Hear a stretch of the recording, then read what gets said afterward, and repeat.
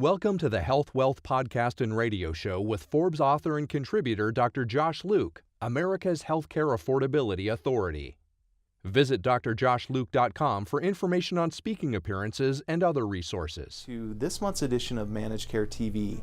I'm Steve Thornley, CEO of Care National and host of Managed Care TV, and today we're excited to bring back Dr. Josh Luke. Dr. Luke is a healthcare futurist and author of Health Wealth, 9 Steps to Financial Recovery. Today, Dr. Josh Luke and I will talk about happenings here in Arizona in healthcare and also current events throughout the country on this, the June edition of Managed Care TV.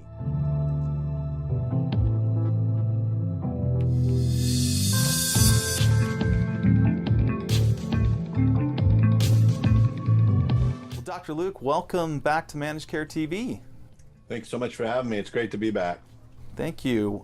We're excited to talk about, of course, some of the latest happenings going on in your world as a healthcare futurist. But we want to start off talking about these 2 hospitals that abruptly closed in Arizona over the weekend, Gilbert ER Hospital and then the Florence Hospital.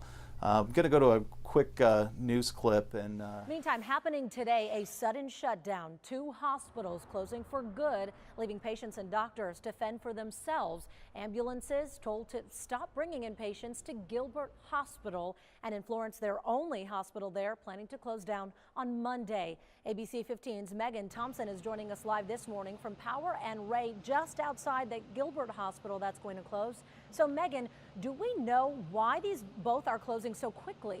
Well, that announcement came actually just yesterday, Allison, and the Gilbert Hospital, their motto here is door to dock in just 31 minutes, but in about 8 hours, they're going to close the doors for good. Now, while it may seem fast to us, we're just learning both hospitals in Gilbert and in Florence have been struggling through years of financial turmoil, unable to secure new investors or owners in the past few months.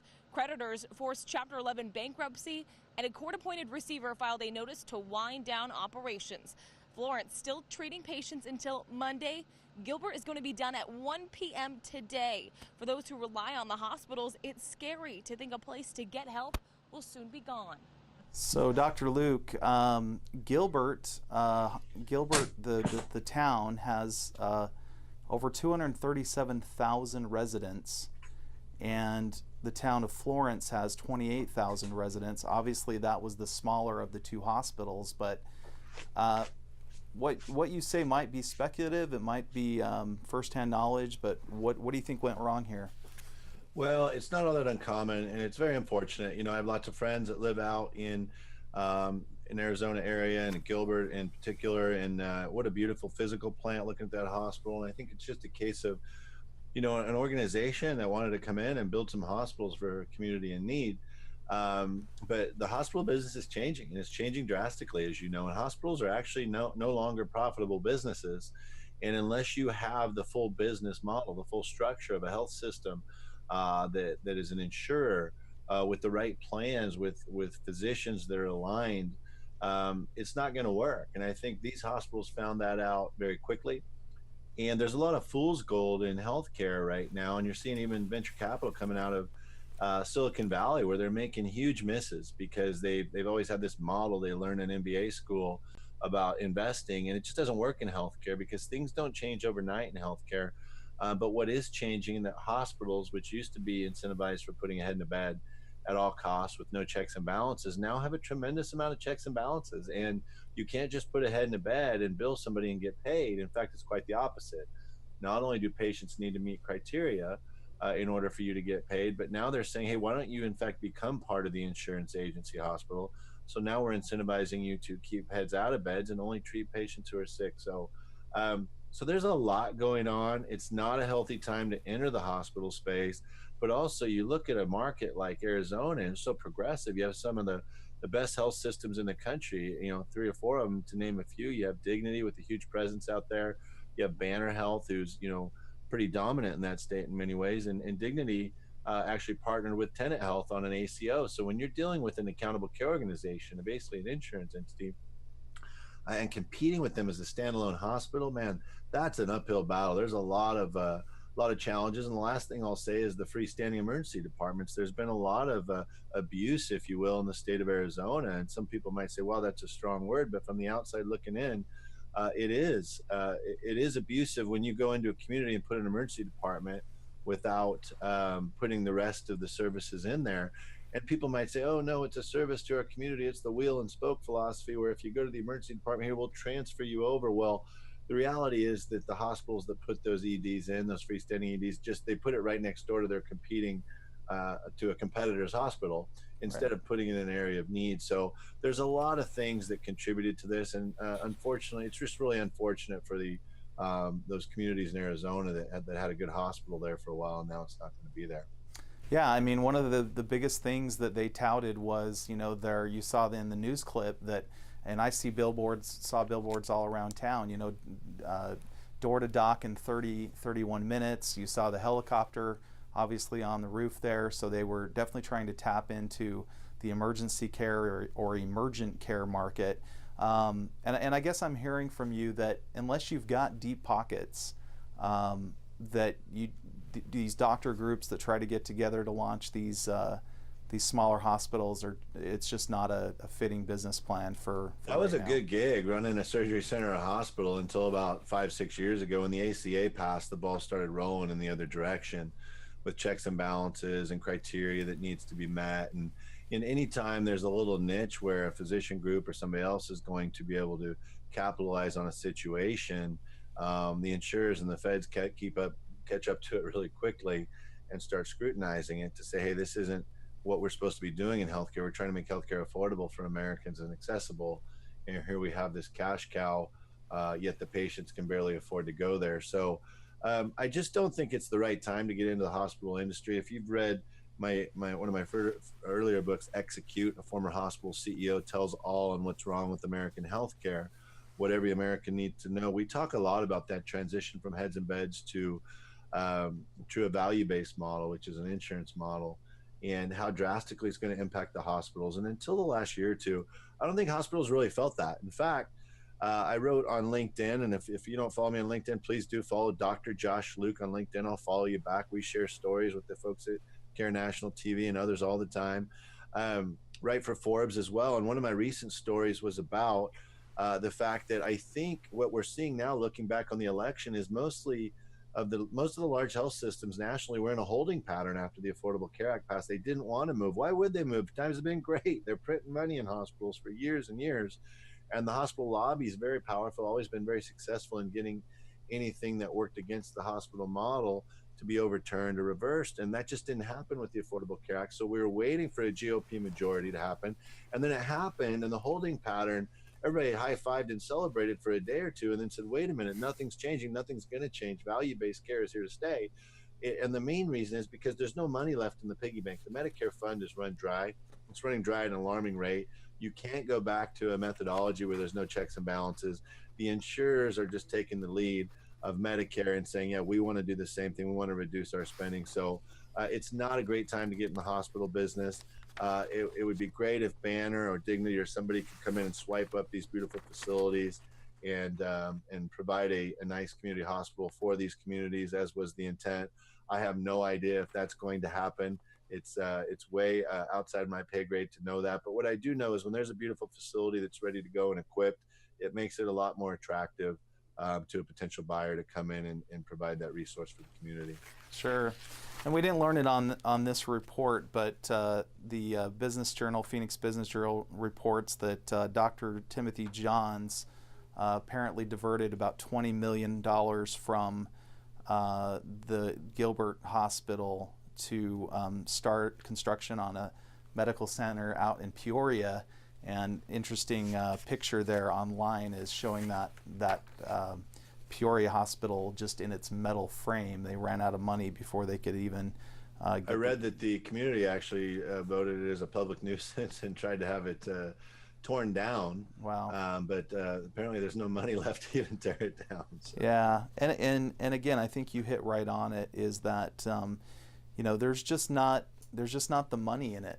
Like I think these doctors thought. They thought they'd open up 2 or 3 of these similar sized hospitals, and they would just be taking bags of money, to the bank, and obviously that didn't happen. Do you think any of this is attributed to the indigent population coming in and not being able to pay for ER services, but obviously under the law, ER services have to be provided? I don't, and that's coming from somebody who was the CEO over 3 safety net hospitals where we largely served the homeless, the neediest of the needy, the indigent, the behavioral health patients, those that were duly diagnosed. So I have a passion for serving that community. Sure. But the amount of hospital bailout funds there are in this country is astronomical, quite frankly. The amount of funds that the hospital's been able to get passed at the federal and state levels to make up for all those homeless people that we're seeing is really more of a media darling than anything else, because hospitals are getting multi-million-dollar checks 2 or 3 times a year to make up for those things. And unfortunately, and I recently wrote about this as well, in my experience as the CEO over 3 of those hospitals, we would be cash poor for months and months waiting for that money to come in. And when it did, very little of it, usually less than 10% of it, would actually be returned into the operation or into the physical plant.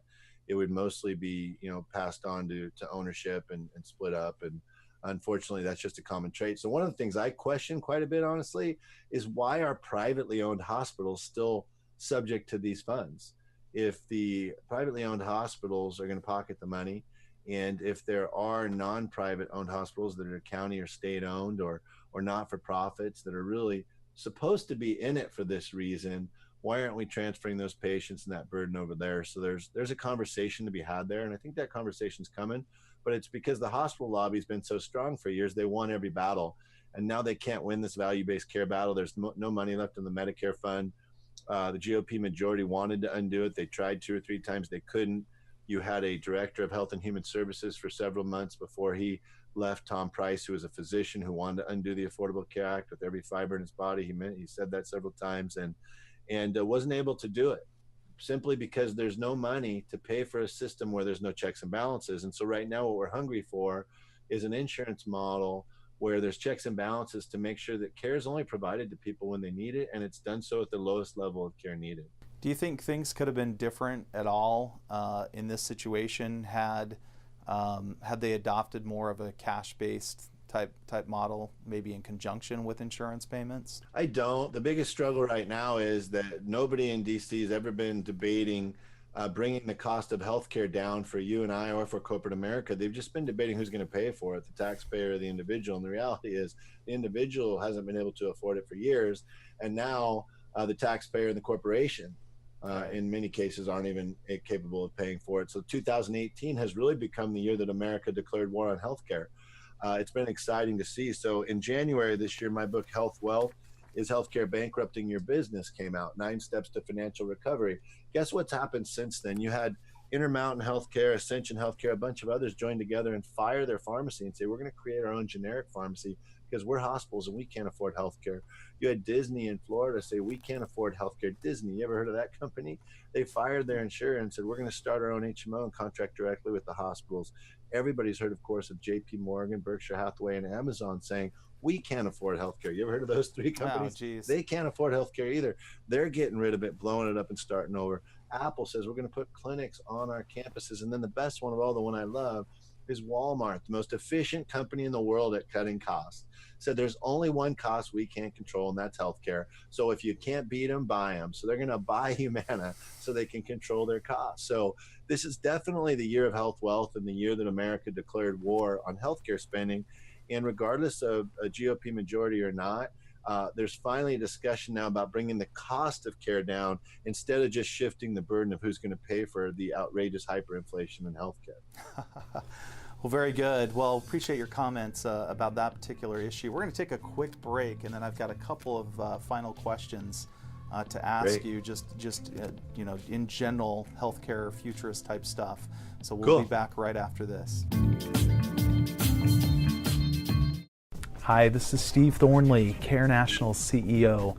Well, you asked for it, and now we're going to provide it for you. HEDIS training and certification. If you are a nurse or other healthcare professional that has been dying to get into the HEDIS world and work a HEDIS project as an abstractor, you can now go through Care National's own training and certification program. offered by Kim Williams, a certified professional in healthcare quality. This training will give you the fundamentals that you need to be successful on your first HEDIS project assignment. For more information, go to HEDIScertify.com and get registered. Training will begin August 16th, 2018. Thank you. You know, with the Centene announcement yesterday on CNBC on Mad Money, the CEO of Centene announced that their balance sheet is basically going to hold a $69 billion value after they complete the acquisition of Fidelis, Fidelis is a very well-run healthcare organization or health plan organization, and with these types of trends, it seems like the insurance companies are just getting bigger and bigger. How do you think that's going to translate out in terms of care, in terms of premiums, all that kind of stuff? Well, it's hard to put Centene in the same kind of category as the BUCAs, because they're more government-based, Medicaid. Yeah, Medicare, and it's right? more Medicaid, and Right. there's a lot of social mission involved in what Centene's done as well. And I can't speak to their new acquisition if that's still the case, but what I do see happening is providers becoming insurers and insurers becoming providers. Ultimately, the hospital, the provider, the physician provider lost their influence in the process several years ago, for the most part, and now hospitals are next. And it's ultimately just follow the dollar back to where it originates from, which is the insurer, right? Correct. So now the hospitals are becoming less of a priority. And so what I often communicate to hospitals is, why don't you flex your muscle now while you still have one, and see if you can start your own insurance company or partner with the one who ultimately is going to have all the influence and power over you. And when people say, they're not on board with that, I say, well, look at nursing homes. They have no say in the matter with insurers. They have never even had a seat at the table or a conversation, and can really rarely get somebody to answer their phone to talk to them about the care they're giving. And hospitals are largely going to become the same, just a commodity in the process eventually. If there's two hospitals in town and one gives a better rate, then the other one's going to be out of luck. And the gamesmanship that's been around for years, where I just bought off this one doctor through a medical directorship, or paid he or she in some way, shape, or form to keep the market share in my hospital. The federal government's gotten really good at learning where those loopholes are and really squeezing them out. So I do think you're going to continue to see consolidation. I do think there is definitely an era of transparency coming to healthcare that hasn't been there before, that's being demanded. There was a recent bill that required hospitals to post prices, which, by the way, was already passed during the Affordable Care Act, but they ignored it because there was no penalty if they didn't do it. So in terms of the transparency that's coming to the healthcare sector, I remain hopeful that it'll come. I would encourage individuals that are thinking about, hey, how do I make healthcare affordable for my family, or even for my business? We have a portal at health-wealth.com, so healthwealth.com, where you can take an assessment and see how much money you're leaving on the table, whether for your family or for your company. We have a podcast where you can listen to all kinds of different strategies, but it's really about becoming an EHC, an engaged healthcare consumer. And really what that means is focusing on the 3 Ps, having a plan that's based on preventative medicine and personalized medicine. That means getting your DNA testing done, or your full DNA sequence, so you know which medications are effective on your body and which ones your body doesn't metabolize. That's a real science, and I've had people come up to me and say it changed their life in huge ways when they did that. It's about your diet. It's about finding a physician who's a direct primary care provider who will spend time with you each day. We're seeing DPC, direct primary care, really sweep the nation. It's about being willing to embrace and accept technology like telehealth and remote monitoring equipment. It's on your phone, it's in your hand, it's in your home. It makes a doctor's visit a lot more accessible and simple. And I will just say, in closing, it's about accepting an integrative medicine approach, which is really going back to prior to Western medicine, when Eastern medicine was the norm in America, before Big Pharma squashed it and convinced us if we're ill, we need a pill. And what that means, integrative medicine, is just live healthy, eat the right foods, understand your body through your DNA test, understand how your body reacts to different foods, drugs, and exercises, and consider all options in living a natural life before you simply rely on Western medicine, which is really what we were kind of brainwashed to do as Gen Xers, which is if you're ill, you need a pill and go to the hospital. Well, I think the pendulum's swinging back to where Eastern medicine tactics are not positioned by the media as witchcraft, but an everyday part of our life, because they're natural, they're not Eastern, and they're not witchcraft. I was just going to ask you, so do you think naturopathic medicine is going to make a real big resurgence? Absolutely, there's no doubt about it. It's part of the millennial culture. It's part of technology being at your fingertips, understanding what you're putting in your body, understanding how you're treating your body. All these different things are making a reemergence, and I think you've seen it largely with those who have a chronic disease who are looking for an answer. But now you're starting to see it more mainstream. You're seeing these clinics pop up that are specifically focused on Western medicine, natural medicine, or excuse me, Eastern medicine, natural medicine. And you notice they kind of shy away from the Eastern medicine moniker because it was given such a bad name by the pharma lobby that wanted it to have a bad name. So yeah, we're looking to see that pendulum swing back. Okay, fantastic. Well, I mean, you brought up some subjects today that I think I could create probably 3 or 4 more programs. Very interested in the DNA sequencing. We may look into that a little bit more. Definitely seeing these, you mentioned Intermountain Healthcare, a client of mine that I think is doing great things in innovating their health system. I'm really interested to see how this works out with organizations like them and others manufacturing their own pharmaceuticals. So a lot of good things. Healthwealth.com is your website. Health-wealth.com. Health-wealth.com or drjoshluke.com. Of course, you can get his books on Amazon. Forbes Books is the publisher of his. Did they publish your first book there too? Yeah, they published Health Wealth, so okay, Execute was self-published. So okay, very good. So if you want to become an engaged healthcare consumer, go to Amazon, buy his book. I've got my copy right here. It's my Health Wealth, or it's my Bible of what to do for myself. So it's a great read, and hopefully again we'll have you back on another program to bring your expertise to the show. Thanks again for coming on Managed Care TV. I look forward to it. All right, thanks so for much. having me. You bet.